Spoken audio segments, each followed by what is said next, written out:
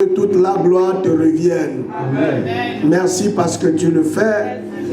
Au nom puissant de Jésus-Christ, nous avons prié. Amen. Asseyons-nous. Bien-aimés, que la paix et la grâce de notre Seigneur Jésus-Christ soient avec nous tous.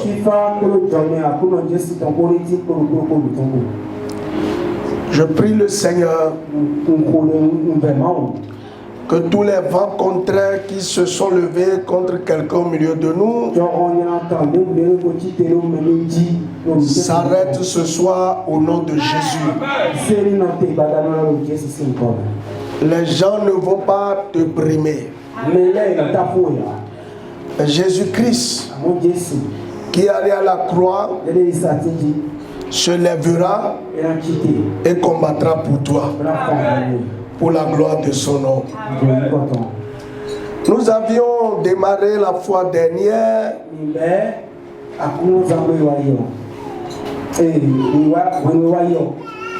l'étude sur l'église de Thyatire.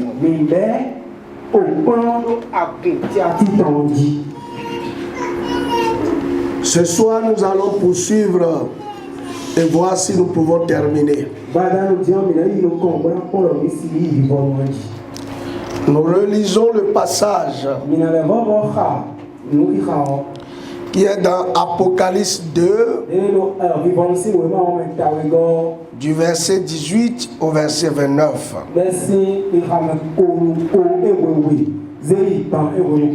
Qui se lit comme suit. Écrit à l'ange de l'église de Thyatire. Voici ce que dit le Fils de Dieu. Celui qui a les yeux comme une flamme de feu et dont les pieds sont semblables à de l'airain ardent. Je connais ton amour. Je connais tes œuvres, ta foi, ton fidèle service, ta constance et tes dernières œuvres plus nombreuses que les premières. Mais ce que j'ai contre toi, c'est que tu as laissé la femme Jézabel, qui se dit prophétesse, enseigner et séduire mes serviteurs pour qu'ils se livrent à l'impudicité et qu'ils mangent des viandes sacrifiées aux idoles. Je lui ai donné du temps afin qu'elle se repentît. Et elle ne veut pas se repentir de son impudicité. Voici, je vais la jeter sur un lit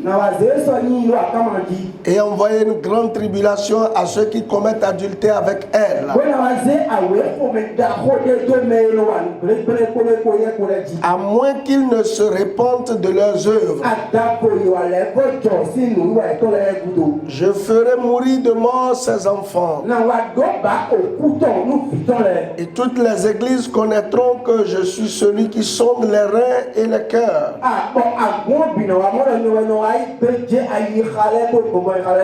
Et je vous rendrai à chacun selon vos œuvres. À vous, à tous les autres de Thyatire qui ne reçoivent pas cette doctrine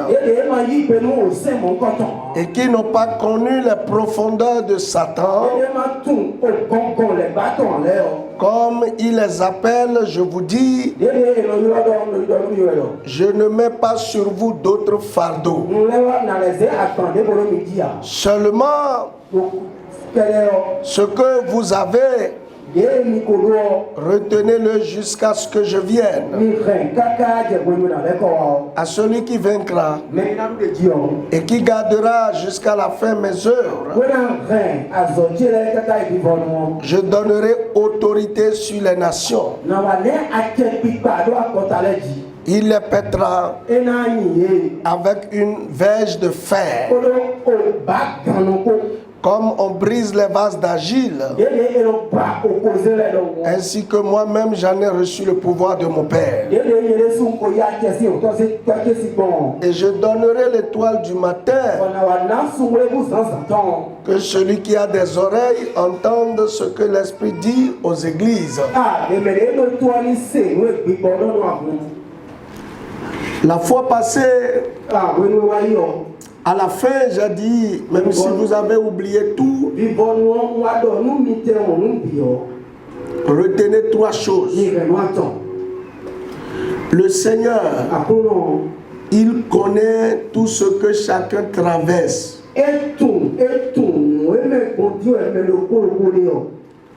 Il sait les moments par lesquels vous passez. Et ce qui est bon,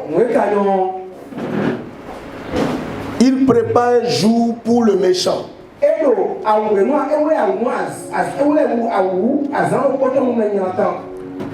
Voyez, partout il y a une assemblée, il y a toujours des méchants. Mais Dieu dit, je réserve un jour pour régler le compte du méchant. Et ça, c'est important de le savoir afin de ne pas se laisser au découragement.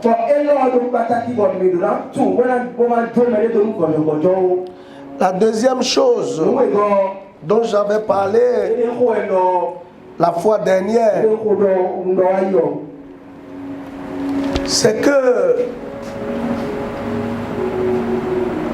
l'Église, bien qu'elle ait l'amour, la foi, tout ce que Dieu a dit, a laissé Jézabel s'installer en son sein.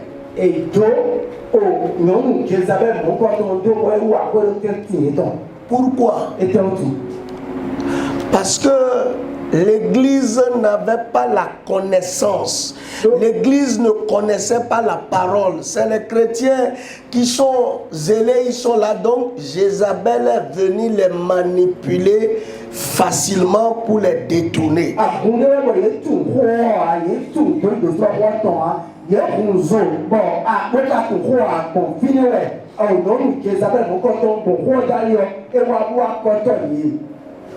L'ignorance aujourd'hui tue beaucoup de chrétiens. Voyez, il y a des gens qui ont la volonté, ils ont le zèle, mais parce qu'ils ignorent certains petits détails, l'ennemi peut les glisser.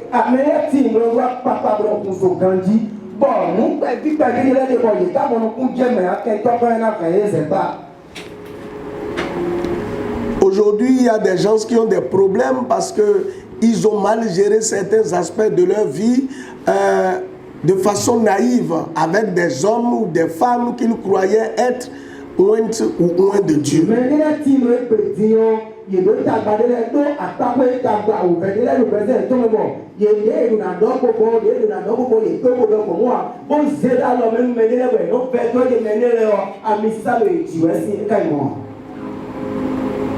Et la dernière chose, parce qu'il faut qu'on progresse, c'est que nous devons rechercher l'autorité.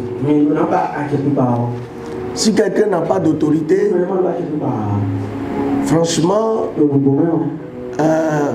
rien ne peut le respecter. Quand vous avez l'autorité, tout vous respecte. Même l'argent après quoi vous courez là, ça vient chez ceux qui ont l'autorité. Vous savez, si quelqu'un venait ce soir pour partager de l'argent à tout le monde, il ne donnera pas la même chose à tout le monde. Quand il se présente devant toi, là, ce qui est en toi qui se révèle à lui, c'est ça qui va le pousser à te donner ce qu'il doit te donner.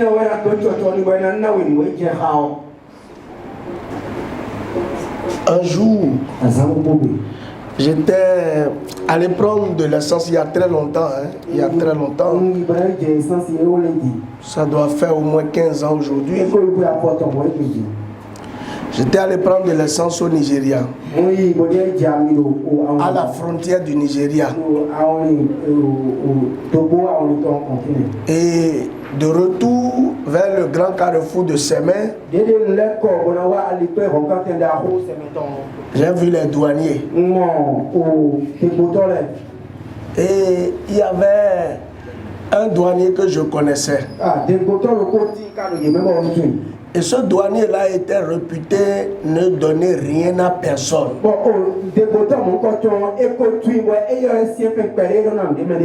Et quand j'ai garé ma voiture, j'ai été le pasteur. Pour moi, c'est un frère, j'étais allé le saluer. Et le matin, là, il a dit, ah, grand frère, c'est vous? Non, je ne peux pas vous laisser partir comme ça. Et donc, il met la main dans la poche, il me donne l'argent ce matin-là.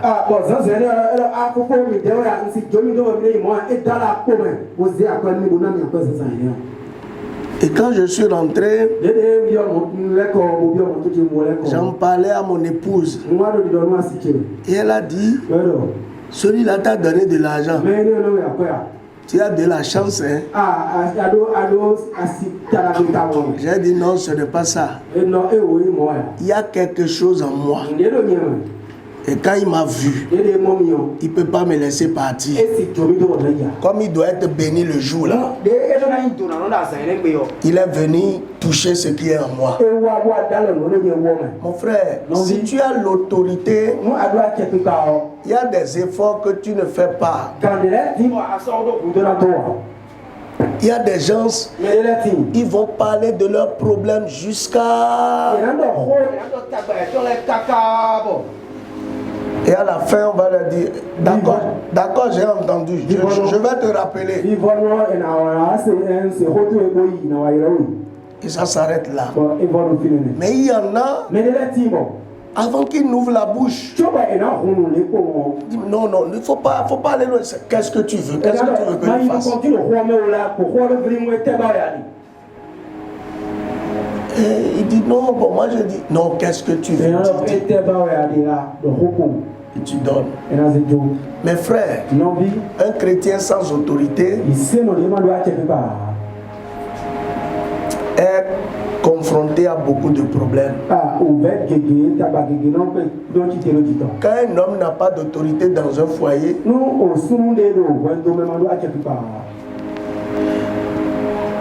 il va dire que non, la femme est mauvaise. Non, ce n'est pas ça. Pourquoi c'est toi, ta femme, qui est comme ça? Et elle respecte la femme qui ne te respecte pas là. Elle respecte des gens dehors. Mais toi, elle ne peut pas te respecter. Ton mari qui ne te considère pas là, il considère d'autres femmes comme toi au dehors. Donc tu as quelque chose qui te manque. C'est tout. Quand vous avez l'autorité, tu regardes l'homme là comme ça. C'est lui-même qui va dire, bon, pourquoi? Parce que quelque chose en toi commence à parler. Je n'ai pas dit de le maudire dans ton cœur, c'est pas ce que j'ai dit. Recherchons l'autorité. Ne soyez pas vide. Il y a beaucoup de tonneaux vides.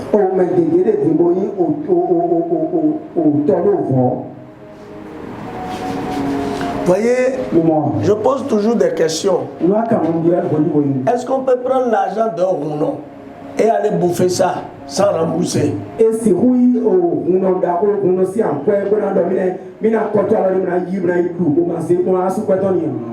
Est-ce qu'on peut? Mais pourquoi les gens sont prêts à prendre l'argent des chrétiens et dire non, et non don? Pourquoi? Mais là,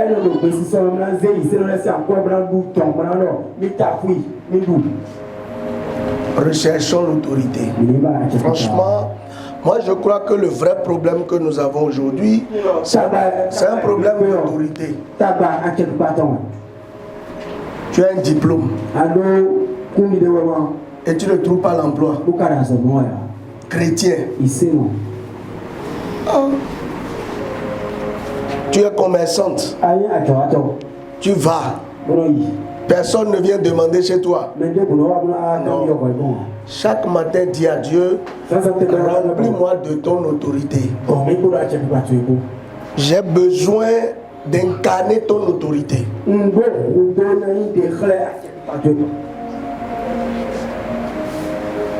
Voyez, j'apprends qu'il y a des patrons ou des patrons qui veulent violer leurs collaboratrices chrétiennes vraiment engagées. Quand tu le regardes comme ça,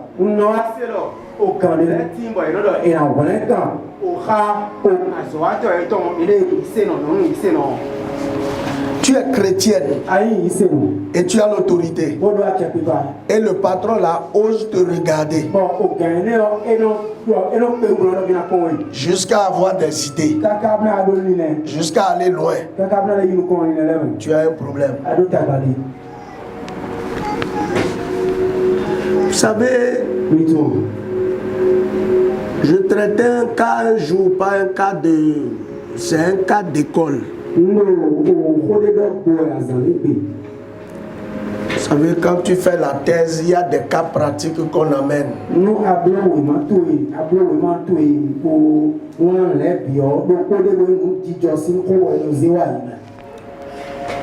Et on a amené le cas d'une dame qu'on a violée.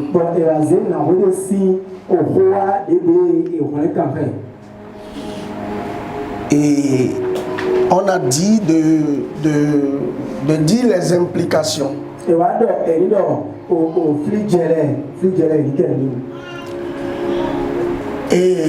on a dit vraiment, celui qui a fait ça, il est à punir.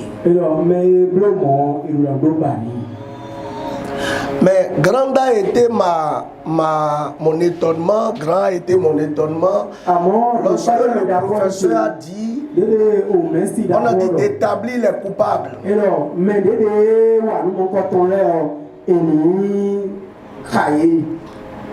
Et le professeur a dit, la dame aussi, devant Dieu, est coupable du péché de fornication ou d'adultère si elle était déjà mariée avant que ça n'arrive, ou de fornication. Et je dis pourquoi? Merci d'abord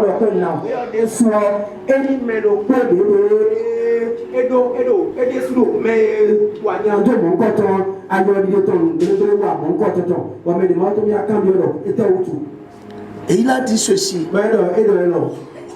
Il dit, s'il avait une communion avec le Seigneur, l'homme qui a cette pensée serait neutralisé devant elle. Et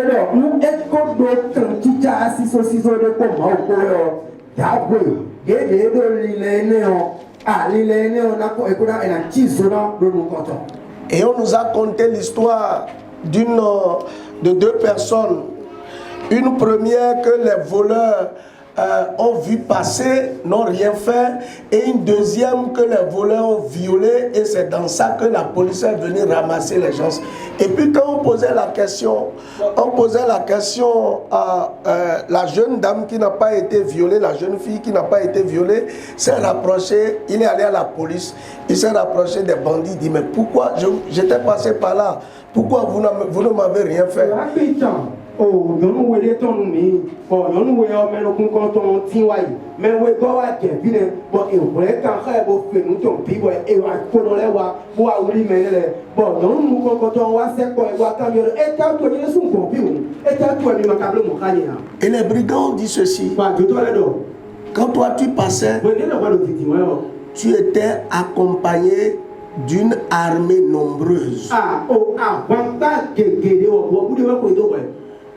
C'est pour ça que nous n'avons même pas osé te regarder parce que si quelqu'un de nous tentait, il savait quel serait son sort.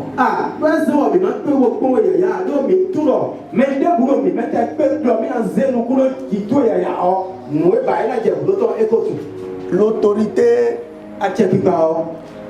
révèle celui qui est derrière vous, Dieu. Mes frères, c'est bon d'être chrétien, mais c'est mieux d'avoir l'autorité de Dieu en soi. Alors ce soir, par rapport à l'église de Thyatire, je veux qu'on voie deux choses. Parce que c'est bon de regarder ces choses pour que nous-mêmes nous ne tombions pas dans ces travers.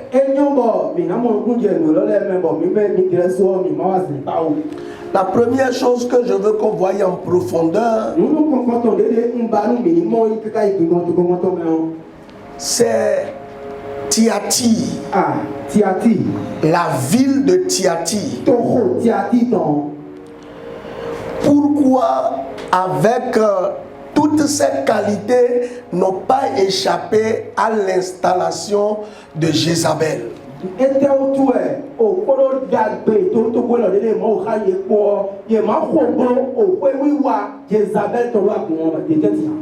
Et la deuxième chose que je veux qu'on commence à voir, c'est qui est Jézabel. Parce que bon, c'est ce qu'on peut voir aujourd'hui. Et finir l'étude sur Jézabel très prochainement. Et après, nous allons voir c'est quoi les profondeurs de Satan.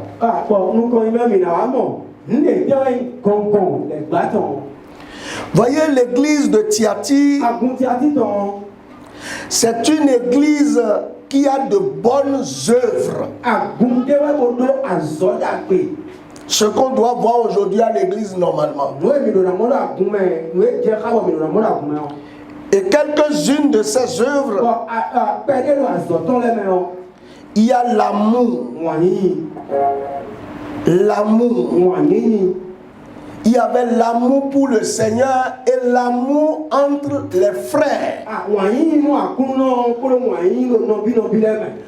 Voyez, aujourd'hui, l'église manque d'amour. Et cela empêche l'Esprit de Dieu de se manifester. Puisque la Bible déclare qu'il est bon pour les frères de demeurer ensemble. C'est là que l'Éternel envoie la bénédiction. Mais aujourd'hui, nous sommes à l'église comme des étrangers. Pourquoi? Il y a quelques frères, il y a quelques sœurs qui vont contre le principe général.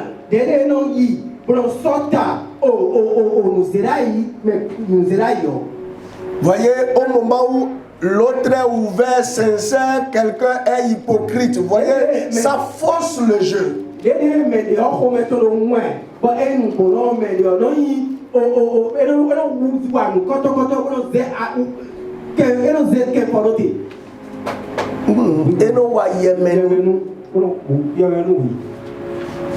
Nous déclarons.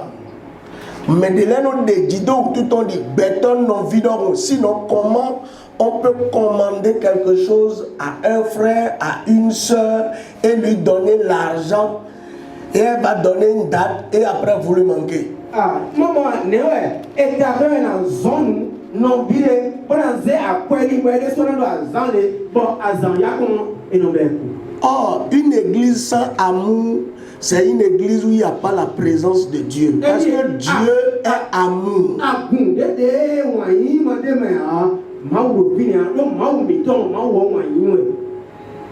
Deuxième chose qui handicape l'amour. Tout le monde n'est pas chrétiens. Nous sommes assis tous là. Mais Dieu connaît notre cœur. C'est Dieu qui sait qui est sincère, qui n'est pas sincère. Et je dis toujours, une brebis et un lion ne peuvent jamais s'entendre. Parce que le lion mange la chair. Mais la brebis n'a pas la force devant le lion. Moi je dis toujours, si nous avons tous l'esprit de Dieu en nous, il n'y a pas de raison qu'on ne s'entende pas. Il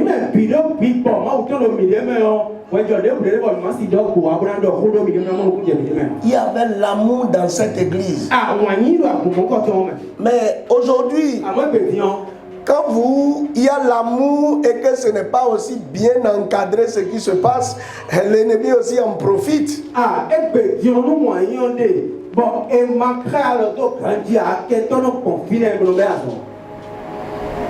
C'est dans l'amour que les soeurs disent oui, on a à manger, on a amené à manger. Et c'est dans ça ils ont semé des choses dans la vie des gens. C'est pour ça que moi je fais toujours attention.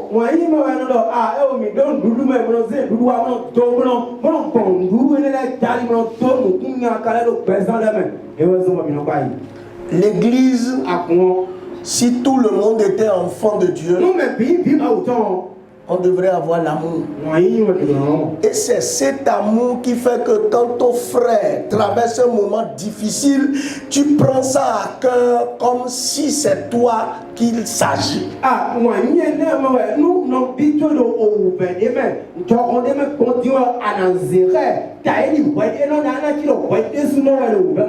Christ a dit, je prie pour eux, pour qu'ils soient un, comme toi et moi, nous sommes un.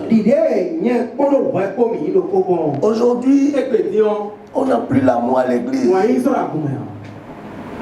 Quand des frères même sont sincères, ils se rapprochent de vous, ils parlent de leur cœur. Au lieu, si tu ne peux pas, il faut prier pour le frère. Vous prenez son problème, vous commencez encore maintenant à le divulguer et le frère se trouve très mal à l'aise. Recherchons l'amour. L'église doit être une famille. Et c'est ce qui se passait à Tiati.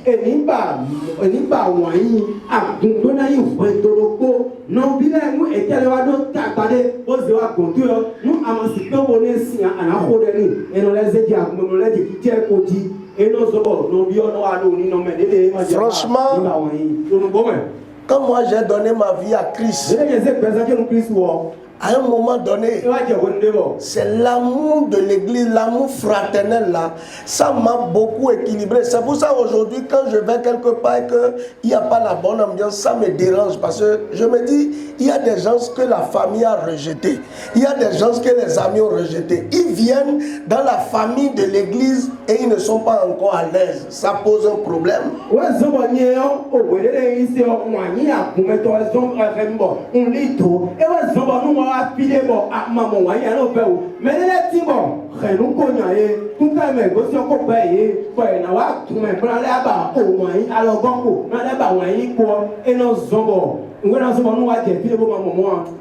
Quand les frères avaient de petits jobs, ils appelaient, ils disent il y a quelque chose à faire. Est-ce que tu as le temps? Et on faisait, on partageait un peu là. Nous tous, personne n'était jaloux de son prochain. C'est ça l'amour. C'est ce que moi j'ai connu dans le Seigneur Jésus. Quand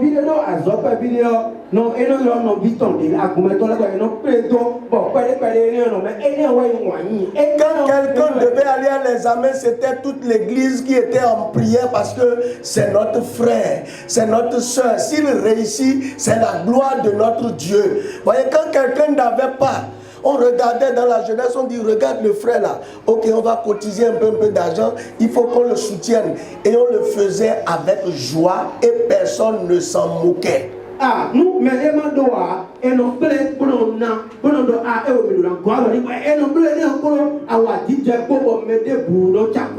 mon frère, ma soeur, ressemblons ici à l'église de Tiati de par l'amour qui doit nous caractériser.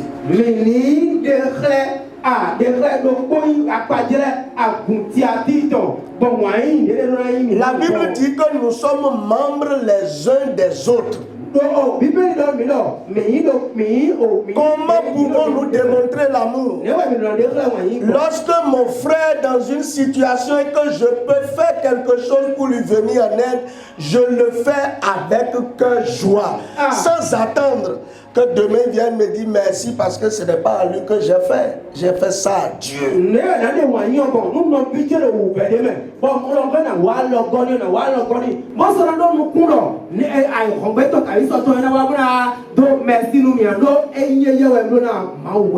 que c'est ce qui dérange les gens. Il n'est pas reconnaissant. C'est à lui tu as fait ça. Tu l'as fait pour Dieu. Et vous ne savez pas quelquefois, Dieu vous donne des occasions pour vous bénir, mais vous passez à côté. Pendant que quelqu'un traverse un moment difficile, et Dieu ouvre ton cœur sur cela, et tu ne le fais pas. Oh, Dieu attend que tu poses cet acte-là pour que lui s'en serve comme raison pour te bénir. Mais dans ton égoïsme, tu dis non. C'est vrai qu'il y en a qui en abusent aujourd'hui. Mes frères, soyons remplis de l'Esprit de Dieu. Soyons honnêtes et sincères les uns envers les autres. Pour que l'amour puisse se manifester au milieu de nous. L'église de Thyatire avait l'amour.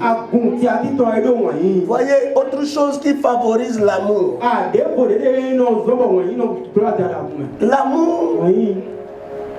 L'amour n'encourage pas le péché.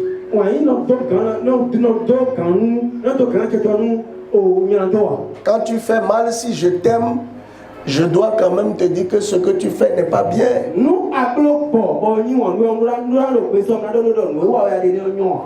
Mais aujourd'hui, les gens n'aiment plus qu'on les reproche. Ce n'est pas parce que je t'aime que je vais dire que tout ce que tu fais est bien, non. Il y en a qui sont bien. Mais le jour où tu fais ce n'est pas bien, on va te ramener à l'ordre. Donc l'amour ne veut pas dire on ne doit pas reprocher, non, ce n'est pas ça. Cette église avait l'amour. Deuxième chose que l'église avait, c'est une église qui avait la foi.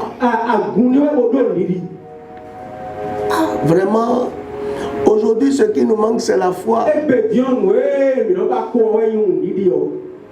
L'église avait la foi en Christ. Une confiance sans pareil. C'est ça qui a soutenu certaines personnes dans l'église de Thyatire.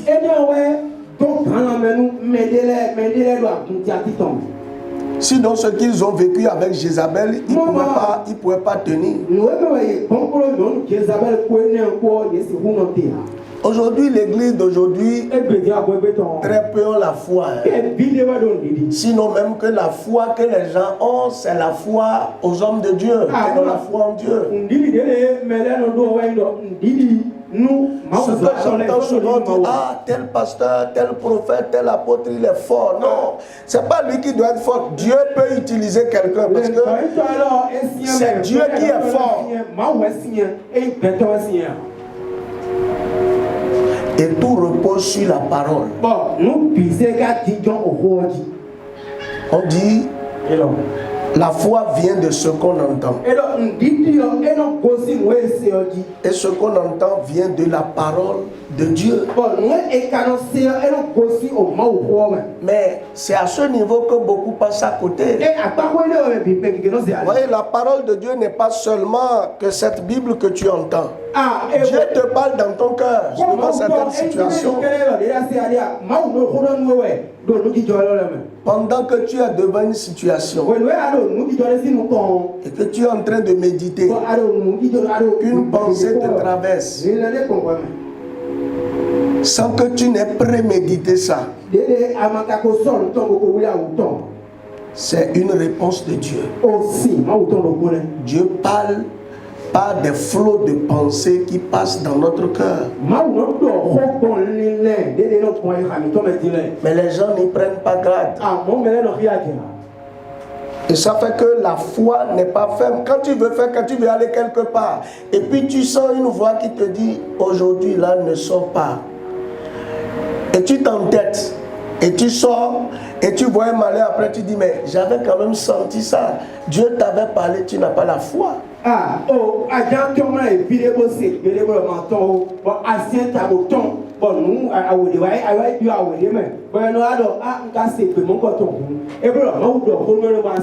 y a des choses que Dieu dit à certains pendant leur rêve, mais ils ne croient pas.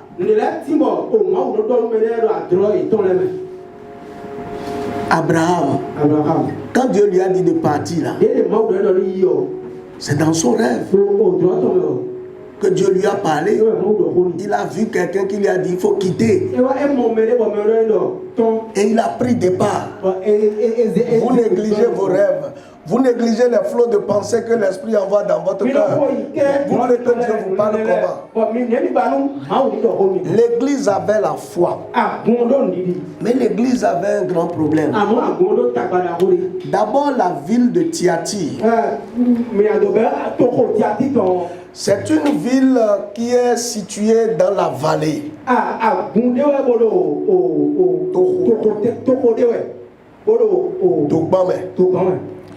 Et l'église, cette ville est à 50 km de Pergame.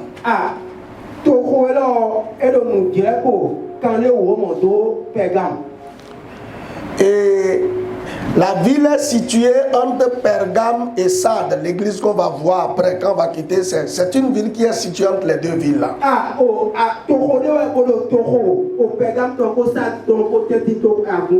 C'est une ville qui n'est pas protégée. Et ce qui se passait souvent, c'est une ville que les gens construisent, les gens viennent détruire. Donc il y a un éternel recommencement parce que c'est une ville livrée. Il n'y avait pas de protection, il n'y avait pas de couverture. N'importe qui peut rentrer par n'importe où à tout moment.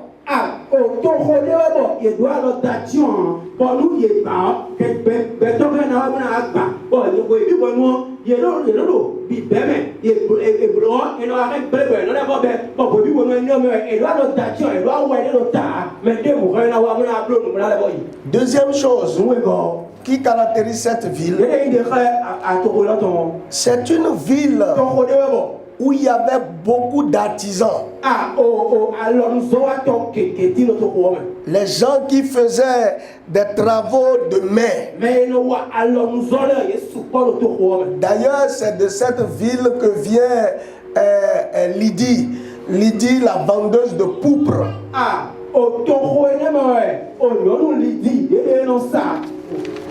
Avant.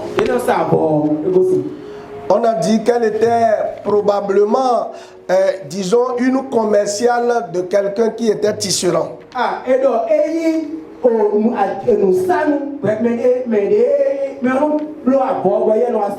Quand vous lisez dans Actes 16, 14 à 15, vous voyez l'histoire de Lydie que Paul a convertie.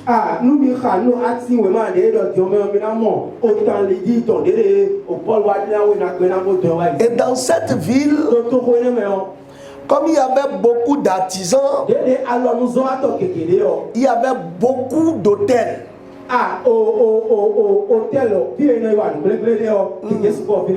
Agba. Vodou Gegero Touome. en sorte que chaque activité avait sa divinité. Et ce qui faisait que tu ne peux pas être membre d'un corps de métier sans être connecté à un temple d'idole.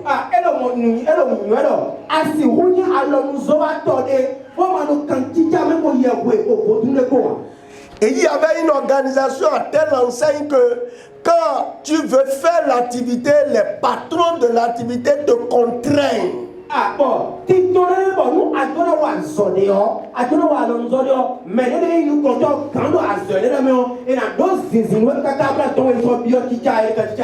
Et il y a des périodes où on faisait des sacrifices et on partageait la viande à tous les membres de la corporation, et en mangeant tu recevais la bénédiction du fétiche pour que l'année soit prospère.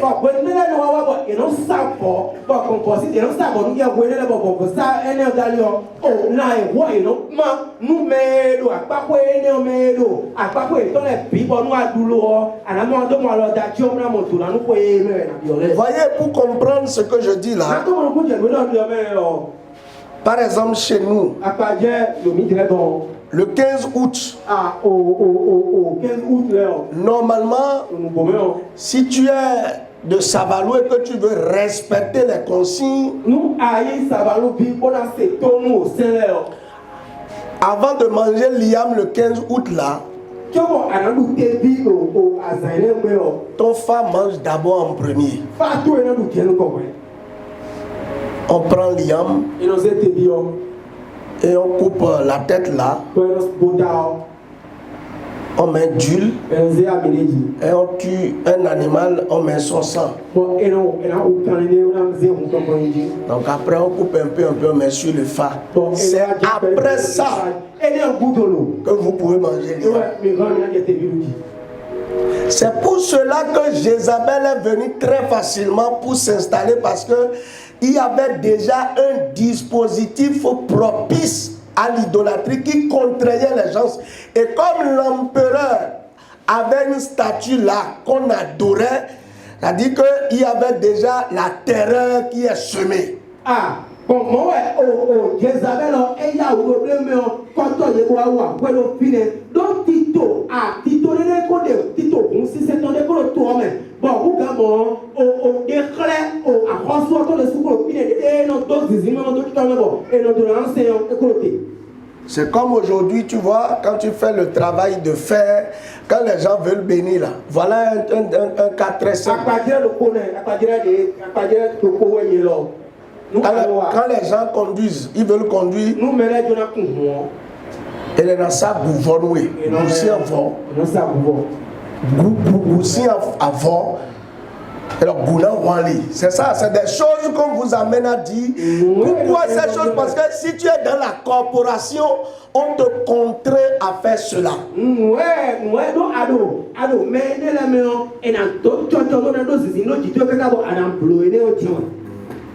Et c'était ça ce qui était en vogue à Tiati. Mes frères, je me suis posé deux questions là. Deux questions. La première question, combien de chrétiens ont une couverture sur leur vie? Voyez, quand vous n'avez pas de couverture sur votre vie, Satan peut en faire ce qu'il veut, quand il veut, comme il veut.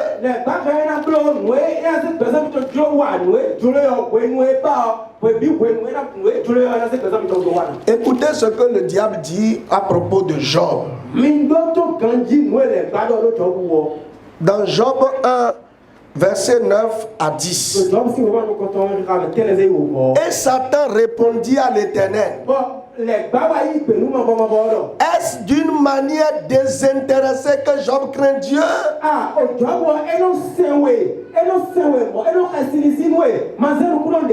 Ne l'as-tu pas protégé?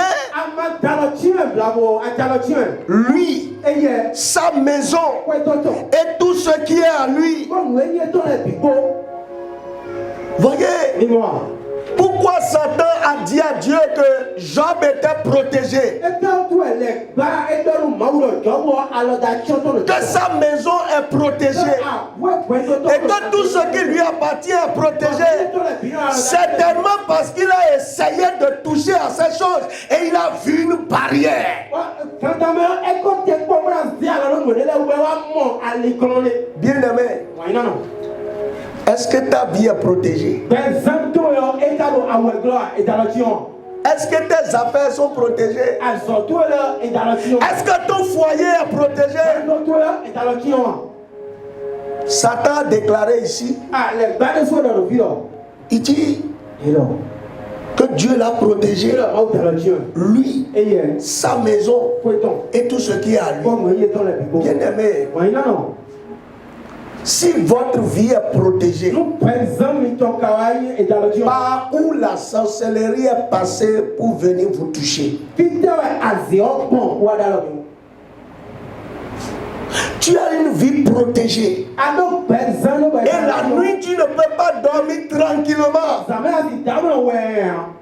C'est toi qui cours devant les chiens pendant la nuit. C'est toi qui cours devant les vaches pendant la nuit. Et tu dis que ta vie est protégée.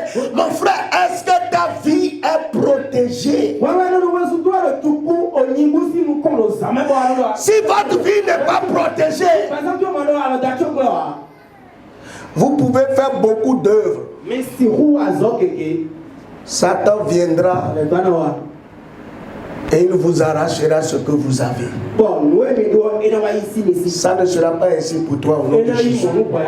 Mais sachez que vous devez protéger votre vie. Oui, c'est vrai, vous vous demandez comment ça se passe. Je vais revenir sur ça. Mais comprenez que quand votre vie n'est pas protégée, tout ce que vous avez, vous n'avez rien. Vous n'avez rien. La preuve,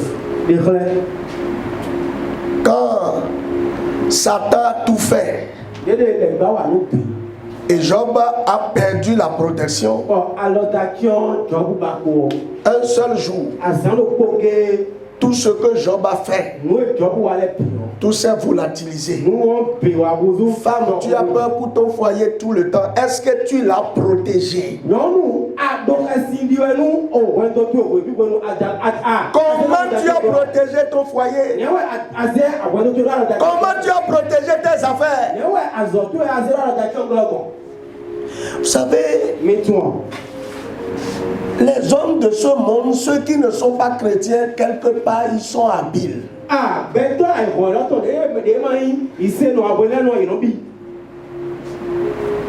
Mais nous, les chrétiens, je vois tellement de négligence et de banalisation de la vie qu'on croit que la vie là, que tout est comme ça, que ça peut se passer n'importe comment.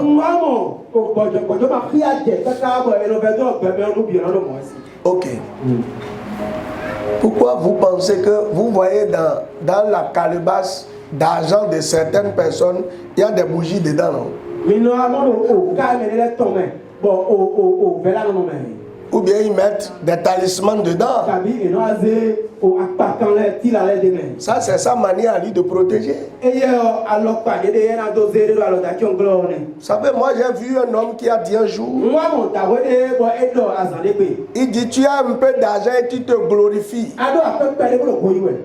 Il dit, avec 25 francs, je vais disperser tout ça. C'est à sa famille qu'il disait ça. Effectivement, quelques semaines après,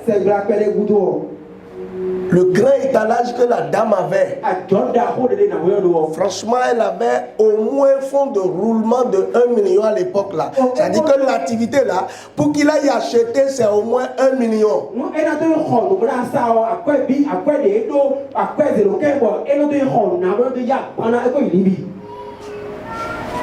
Le mari a envoyé quelqu'un acheter avec 25 francs.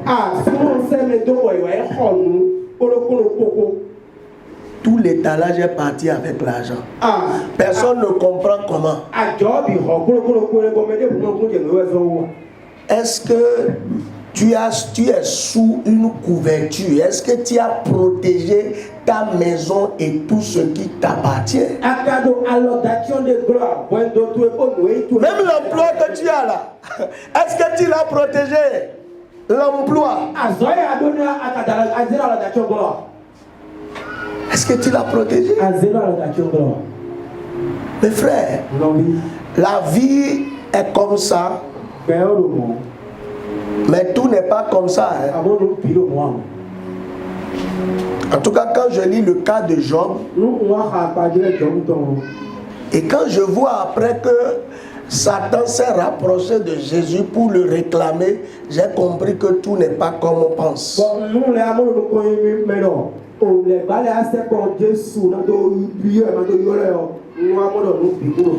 Écoutez, Balaam a tout fait pour pouvoir maudire Israël. Il n'est pas arrivé.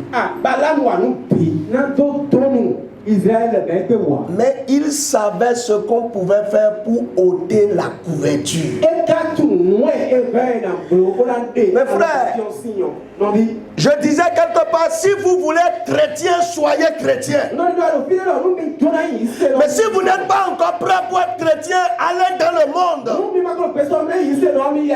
Sinon, c'est plus dangereux de simuler être chrétien que de ne pas être chrétien. Parce que si vous n'êtes pas chrétien, au moins il y a des problèmes que vous n'avez pas. Parce que si tu simules être chrétien, par exemple, si tu es là ce soir et qu'on soit une requête, et on dit tout rongeur, tout dévoreur dans une maison soit combattu, tu vas aussi prier, non?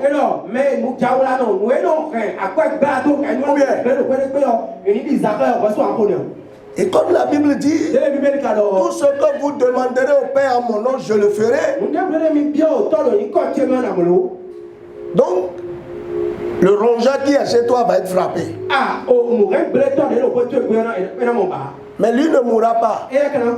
Parce que dans son état, il va dire à Dieu, mais il faut voir comment tu vas me frapper. Parce que lui et moi, on a une affaire. Il y a des choses sur lesquelles on s'entend. Et puis il va dire, attends, quand il va revenir maintenant, tu vas voir.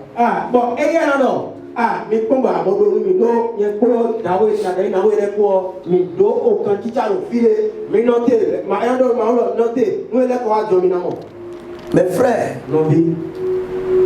recherchez une protection. Ne soyez pas comme la ville de Thyatire. Que votre vie ne soit pas ouverte à tout. Et que n'importe quelle chose puisse se lever et rentrer dans votre vie comme bon lui semble.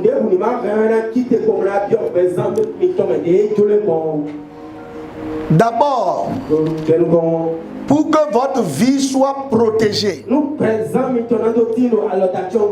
faut que vous soyez véritablement chrétien. Que vous donnez votre vie à Jésus. Parce que la Bible dit qu'il connaît ses brebis. Et pour ces brebis, il les entoure. Tous ceux qui sont dans son peuple, on dit, comme les montagnes entourent Jérusalem, ainsi le nom de l'Éternel est une tour forte pour tous ceux qui le craignent.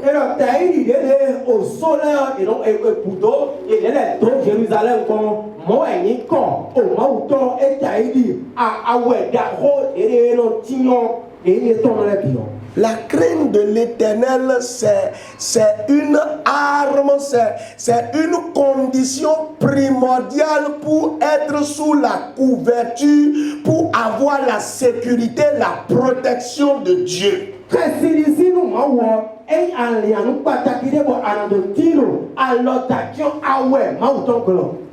Celui qui a la crainte de Dieu, le nom de l'Éternel sécurise sa vie, sécurise ses enfants, sécurise ses affaires. Mais si tu ne crains pas l'Éternel, si tu n'as pas de révérence pour Dieu, ta vie est livrée.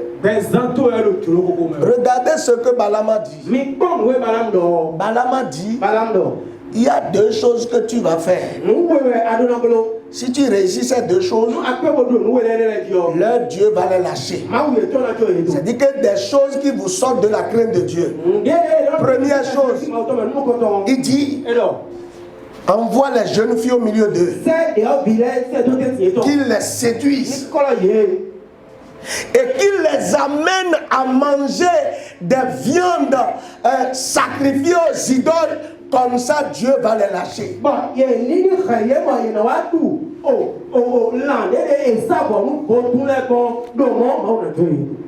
La première chose, ayez la crainte de l'Éternel. Si vous voulez la couverture dans tout ce que vous faites, la crainte de l'Éternel, ce n'est pas seulement dans la bouche, dans tout ce que vous faites, ayez la crainte de l'Éternel. Tu es commerçante et tu fausses les balances.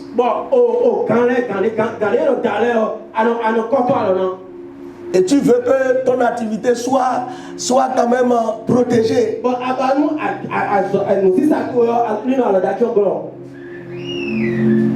Dieu n'est pas dedans. Dieu n'est pas dans les faussetés. Tu es dans le business. Et la stratégie que tu utilises, c'est le mensonge. Dieu n'est pas dedans. Sois juste. Il faut avoir la crainte de Dieu dans ce que tu fais. C'est alors que tu auras la main de Dieu, la couverture de Dieu sur ce que tu fais.